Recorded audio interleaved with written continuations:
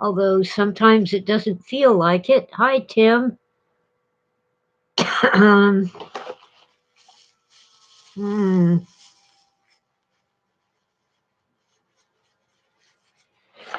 Yesterday evening, I wasn't feeling well. I was going to lie down and take a nap, but then I got a Facebook message.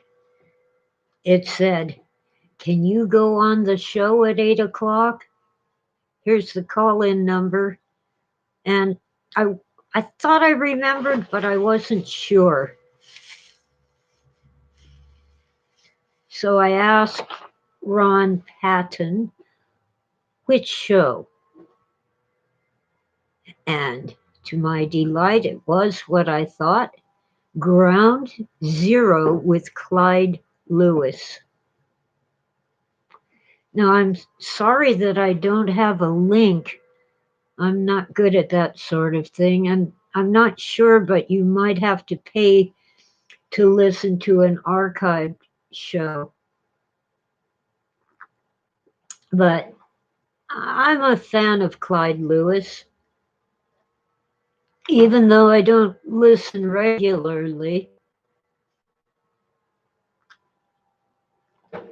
Back in the days when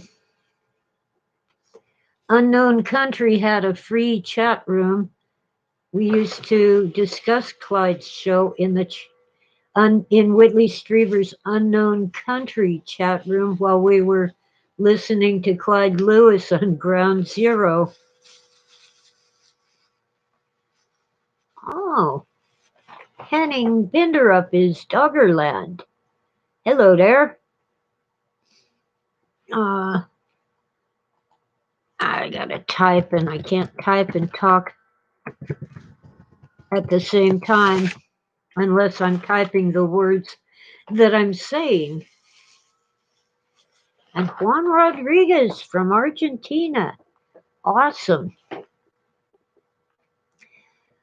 Well, anyway, Clyde Lewis was talking about these voice to head technologies, like these new cell phones that I don't think you can quite get them yet, but soon you will be able to. You don't need headphones, they'll use your jaw as a sort of speaker, your jawbone, and they'll send the sound directly to your head so you don't disturb the others around you. Of course, you might disturb them by talking. If you're on a conference call or you're in a really exciting video game, but they won't hear what's on your phone. IB Collectibles is here. Yay. Anyway, my cat is entertaining me. I think she's chasing a bug. No housefly can live for long in this house. Well, anyway, this technology has been used for decades to harass people, and that was the topic of Clyde Lewis's show on Ground Zero last night. Um, we heard about the voice of God technology that the CIA used in Iraq, telling soldiers to lay down their guns and surrender. We've heard stories about people who claim that they hear voices in their heads and they swear they are not crazy, these are real voices. And sometimes they commit violent crimes at the urging of those voices. Well, I tend to believe them because, of course, my husband, Philip K. Dick, heard voices in his head. Our radio continued to play soft popular music after I unplugged it, and it was not a battery operated radio. I heard music. Phil heard voices telling him to kill himself. I believed him, and I still believe him. Our television would change channels or turn itself off and on all by itself, and it was not a remote controlled television. We actually had to get up and walk across the room to change the channel or turn it on or off. There was some kind of electromagnetic radiation, perhaps radio waves, perhaps microwaves, focused on our apartment. It did affect our health and our mental health. That's when Phil decided we better start meditating. I had never meditated before, but it's rather easy. I think prayer would have helped even more, but I was still conflicted about religion. I've always known God, but I had problems with Christian theology. I didn't know much about it. Oh, hi, Sandra. Anyway, I've become a Baptist, but not much of a churchgoer. I watch lots of YouTube videos of people like Dr. Michael Heiser and Bishop N.T. Wright. Heiser is some kind of evangelical. Wright is an Anglican. Oh, and there's a delightful Irish scholar, John Lennox. And then there's all the intelligent design people like Stephen Meyer. It's either Meyer or Myers. I think it's Meyer without an S.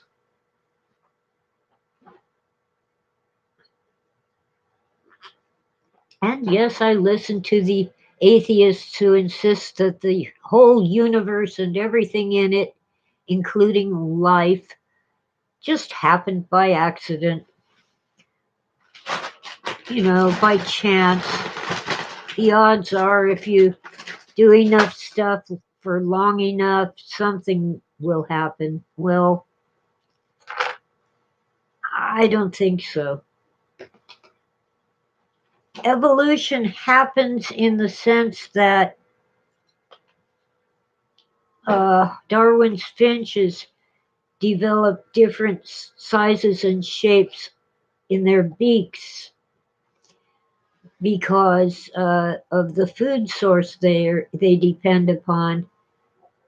A bird that has the wrong size and shape of beak to eat the food doesn't live long enough to reproduce. And then there's the peppered moths in England that all turned black when there was a lot of dark soot in the air. When London cleaned up the air and it wasn't all dark and sooty anymore, all the peppered moths became white because of their environment, and that is evolution. But I've never seen a dog turn into a cat or an ape turn into a human. Now, that would be really something because apes have 24 pairs of chromosomes, those little things that hold our DNA together. We have 23 pairs. And the evolutionists go, aha, our number 2 chromosome is really number 2 and number 3 that got stuck together in some ancient ape and changed everything. I'm not buying it. Let me have a potato chip with California onion dip. You get dry onion soup mix and a tub of sour cream and mix them all up. And then you wait because the dry onions need to get soft. Okay, so give me a minute to eat this. I'm dying for it. Mm. Mm-hmm.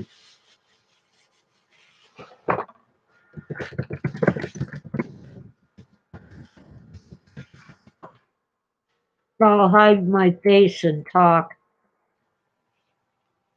because I'm still chewing. Mm. Don't get the onion dip dry mix. It doesn't have any beef bouillon in it. It isn't as good. Unless you're a vegetarian, in which case you'll probably get something called IMO, IMO, instead of sour cream. Because, of course, sour cream comes from a cow. Although some vegetarians do drink milk and eat cheese. I'm kind of vegetarian, sort of, but there is some meat in my diet. Mostly fish and chicken. And of course, this time of year, I'm having turkey. Not much into beef anymore. It is not what it used to be. Well, anyway, the question in my mind has always been not did Phil experience harassment in the form of voices in his head, but why? And I've said this before, but I'll say it again. I think I know why. And my conviction on that matter has been strengthened by reading Robert Guffey's book, Cameleo. Put this down so I can type. Like chameleon, but without the N on the end. Robert Guffey is an academic. He's a professor. Typos at Long Beach, I believe, CSU Long Beach, California State University, and he's a lecturer, I think. Anyway, Cameleo follows the tale of the true story of a young man who just happened to be in the wrong place at the wrong time, and the authorities would not leave him alone. In his case, it appeared to be naval intelligence, some missing, and they thought he had it, and they would not be convinced. Oh, that's an interesting place for my connection to become unstable. They refused to consider that he didn't know anything. They hounded him for months, and finally he retreated to a rural area with no technology, totally off the grid. And he still saw people following him. And yes, he was a drug addict and kind of unreliable, but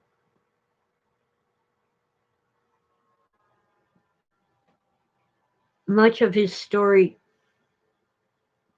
does have evidence. And This young man heard voices in his head.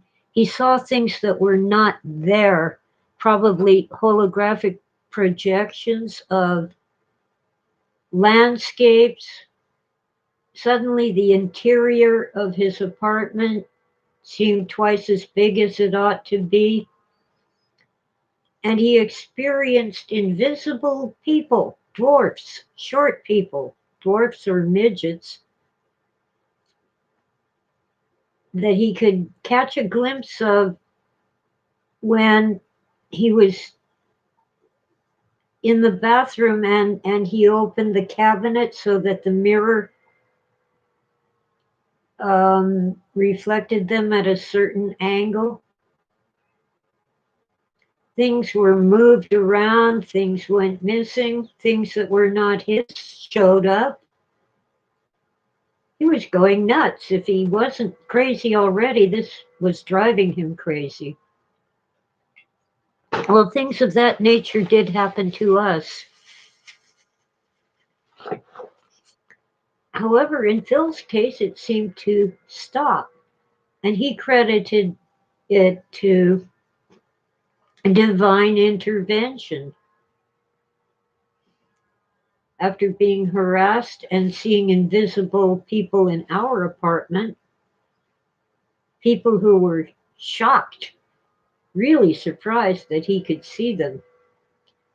I caught a glimpse of them here and there out of the corner of my eye. Through the power of suggestion, Phil was encouraging me to see them.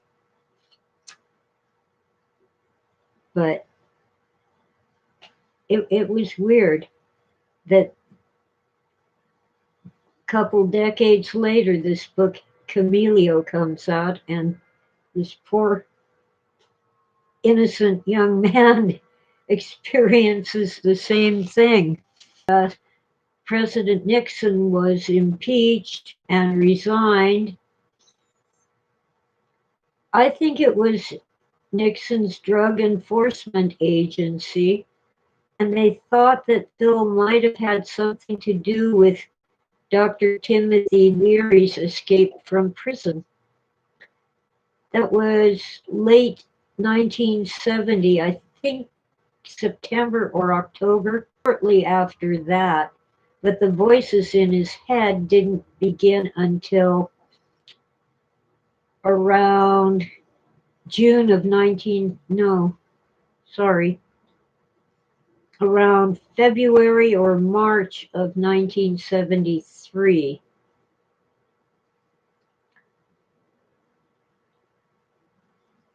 I think they had been happening earlier, but he hadn't been consciously aware of it.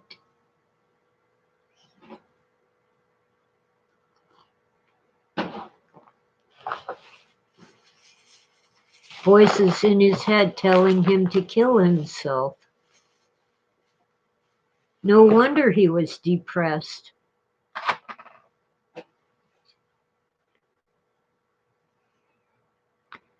Tim, I believe you about being a targeted individual. Phil was targeted, no doubt about it. Long before the voices phenomenon, he was harassed by local, well, I was going to say police, but they were really sheriff's deputies. His home was repeatedly burglarized and trashed, and a shady character tried to recruit him for some kind of secret organization.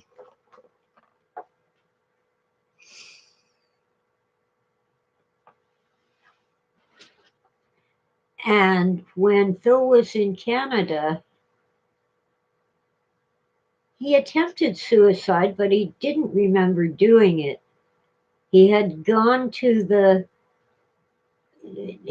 he had rented an apartment in Vancouver, British Columbia, because he was afraid to come back to the United States after all that harassment. And he went out to walk down the street to the pharmacy and get some aspirin for a headache. And the next thing he knew, He was sitting on the floor of his apartment with an empty water glass beside him and an empty pill bottle beside him. Well, he recovered that memory over the course of 1973 and 4, first in bits and pieces and then complete. And he did state publicly that he had recovered his memory, but I don't think he ever said publicly what he remembered. He had been dragged off the street and thrown into the back of a car, interrogated, drugged, and hypnotized.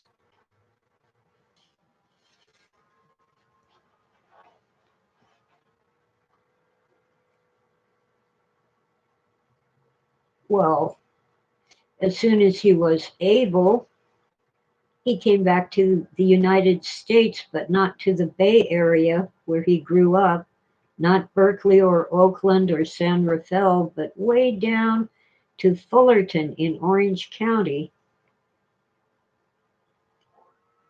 with the advice and help of Professor Dr. Willis McNally at Cal State Fullerton, which at the time was a college but has since become a university.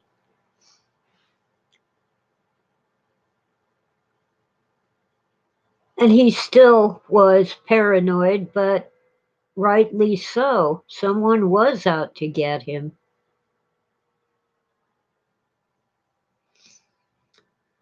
He went through rehab in Canada because he had no money and Canadian health insurance did not cover him. And the only place that would take him was Excalais, First Nations language for the path. It was primarily for Native Americans, which Canadians call First Nations. It was very abusive, and he escaped as soon as he got some money so he could buy a plane ticket and come back.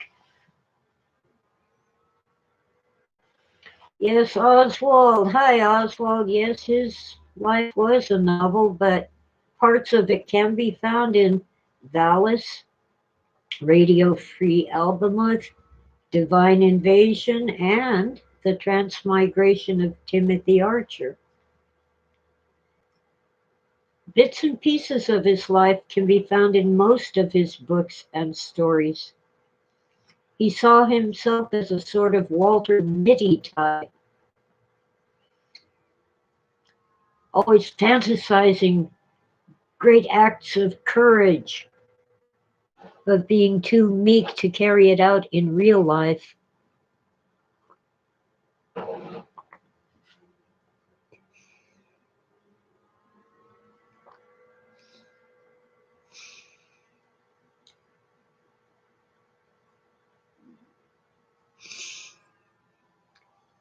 A Scanner Darkly was very autobiographical.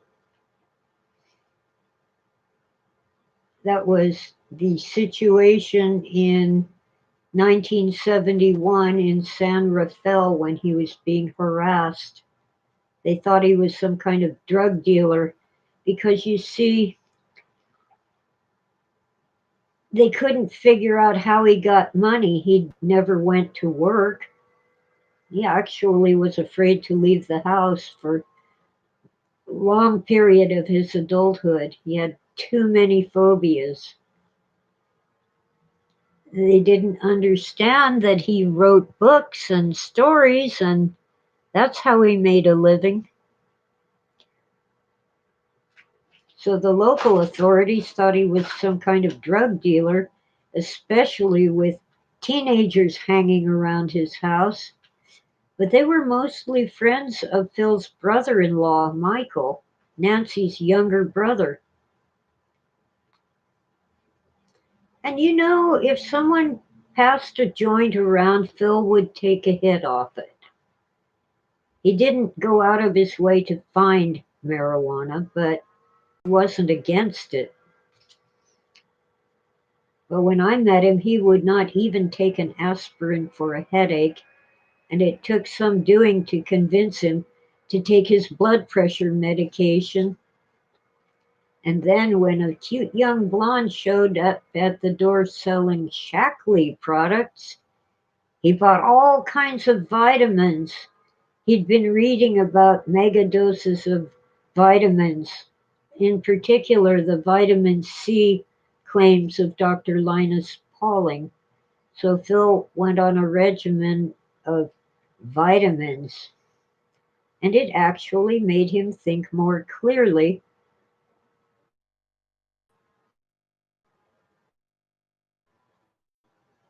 But his physical health was declining, and he would say he had the flu and cancel um, various things that would require him to leave the house, and people thought he was faking it.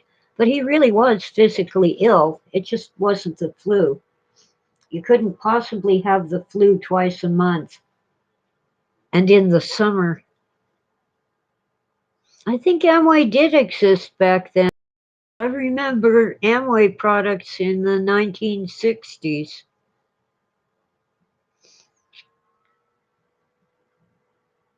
Amway was supposed to be like for liberty and patriotism and stuff like that. And they had some good products. I wasn't aware of anything beyond that. Mom bought some of their uh, dishwashing detergent and laundry soap.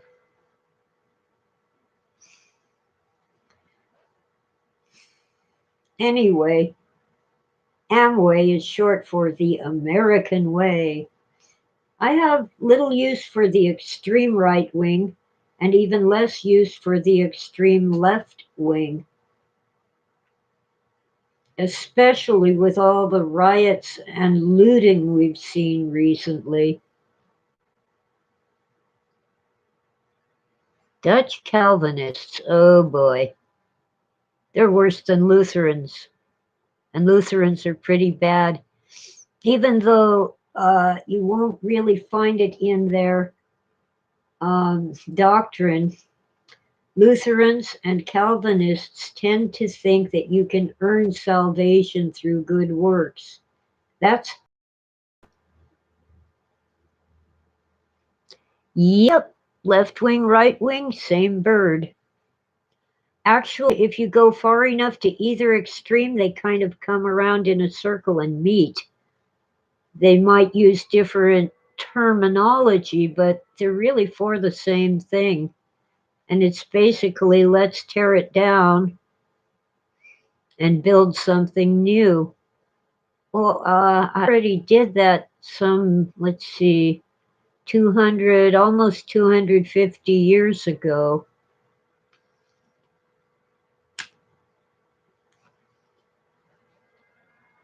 When we, well, a bunch of white men mostly stood up for their rights as Englishmen. Never discount our British heritage as a nation. The main difference is we don't have a monarch, we don't have nobility, but that's okay. The both the old nobility and the nouveau rich robber barons have built up their own new system, their own new feudal system in which the working class, which is most of us, serve them, and we get just enough in return. Sorry for the buffering, Oswald. We get just enough in return to keep us working to support them.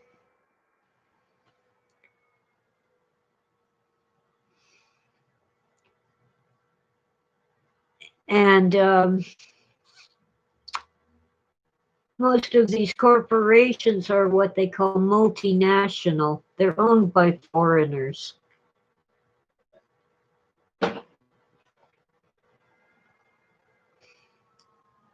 How much money do you need? How much power?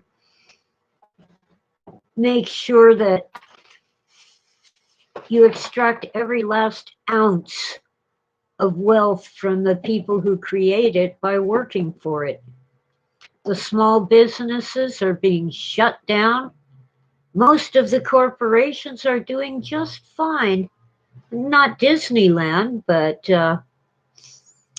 Walmart, Target, Amazon, Facebook, Twitter, all these media corporations. It's interesting.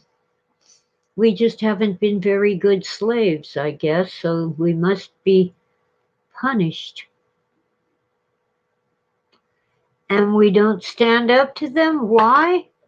Because we're divided by race, color, religion, creed, politics. Oh, I can't be a friend with a Democrat. I'm a Republican. Or those Republicans are dirty dogs and I'm a Democrat.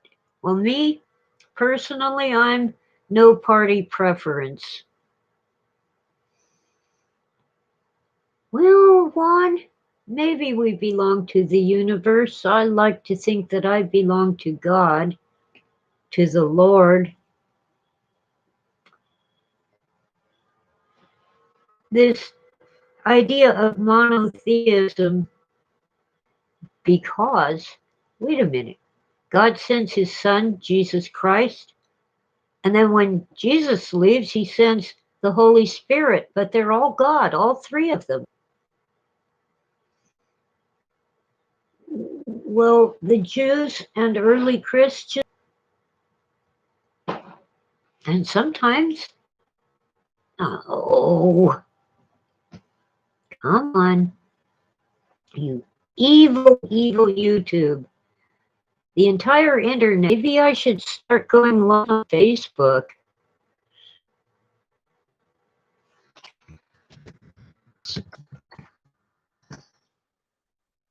Yeah, that's what I thought, Oswald. I have a hard time. We are not what we appear to be. We are not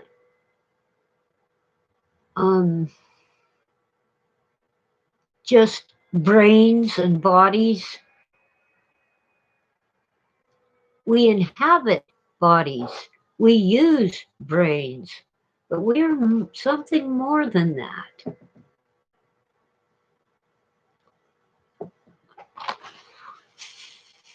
We are souls. We are spirits.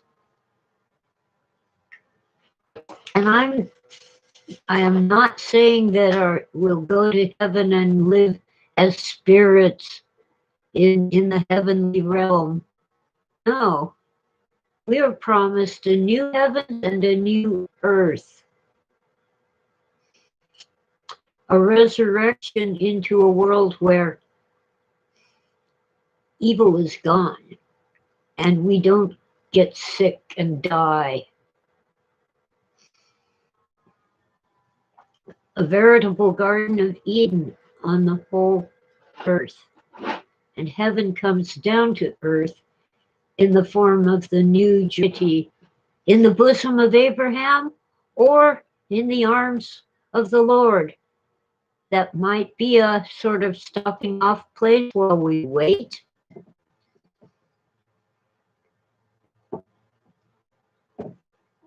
But it isn't our fun like that. Oh, in one of the letters, I think it was Paul's Ephesians, I'm not sure, but he said, in the twinkling of an eye we are changed. Now we see as through a glass darkly, but then face to face. We won't know everything. Only God is omniscient, but we will know God. Right now, we can't see God face to face. It would kill us because we're defective. Huh. I wish people would get, sometimes I wish people would get quieter cars. But on the other hand, when they're too quiet, I don't see them coming. That was way down the street and really loud. Guy needs a new muffler.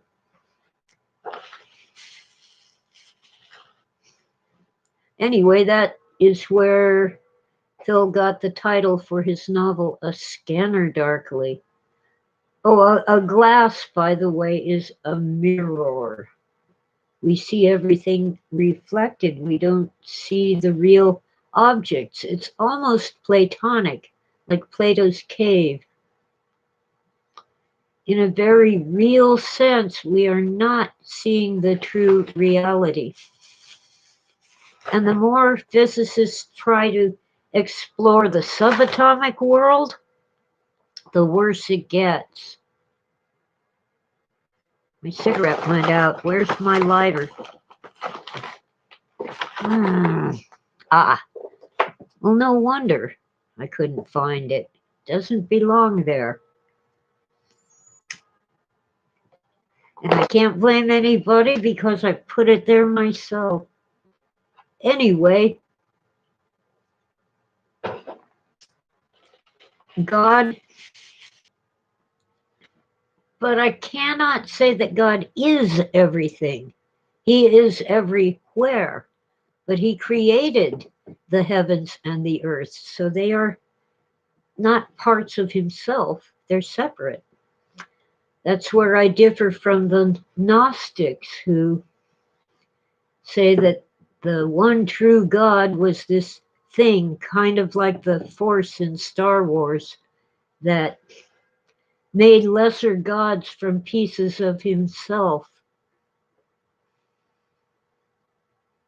And they say that the God of the Bible is a bad guy, and there's evil in the world because God is evil. And he's a fool because he goes around saying, I'm the only one, there is none like me, when he's actually a created being and the lowest of created beings, until he makes some archons to serve him. So they aren't rebelling against God.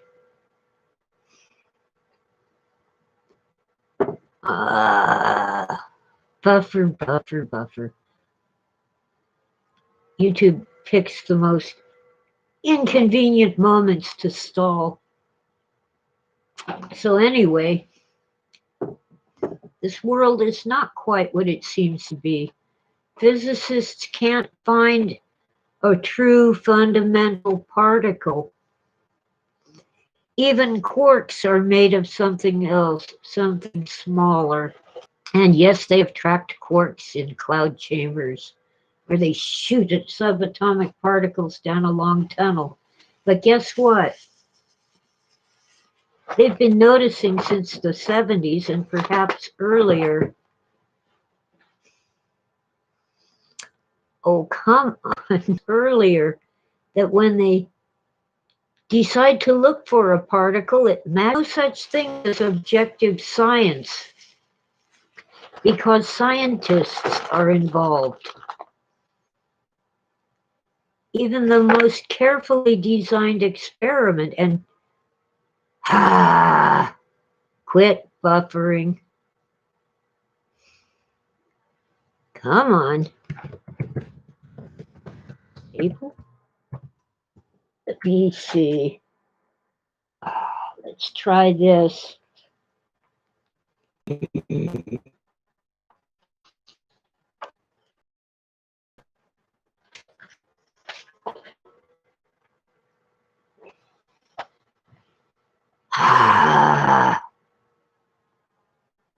Signal. I hate stinking Verizon, but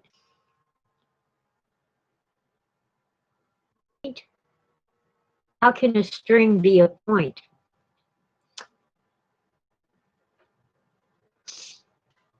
Actually, well, with this morning's, oh, crud. If it doesn't quit disconnecting me, I'm going to leave even earlier than I had planned. I'm almost finished with my weekly. Oh, Lord. There's nothing wrong with my connection now. It's YouTube. They hate me. So anyway,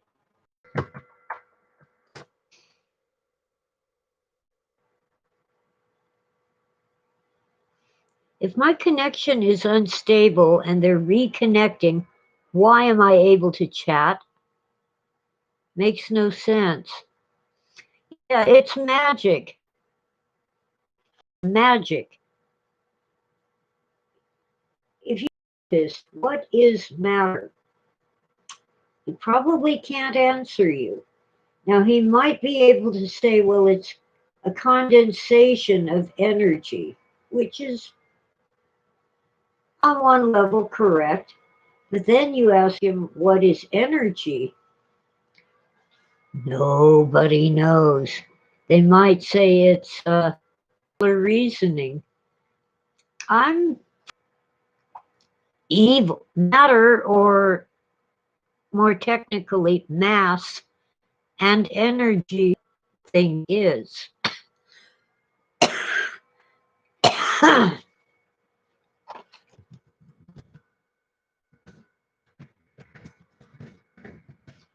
I don't know what that thing is. Nobody knows. We can tell you what they do, or and so on that level, we, whatever that is, we don't know what magic is either. Oh, poor Oswald never has enough energy. I'm having first time since I broke my hip to actually walk. It's model walker with rubber wheels, and a couple of minutes I get, your connection is unstable. And see if I can walk, Come on. Come on. Tiny, tiny bit of high-speed internet, and even that isn't working today. I hate Verizon. There must be an alternative that I can afford and that actually works. So thanks again, everyone, for listening. And evil computer, I'll catch you next week, maybe sooner, and maybe I'll get a better connection. And thanks again, everyone. Let's see.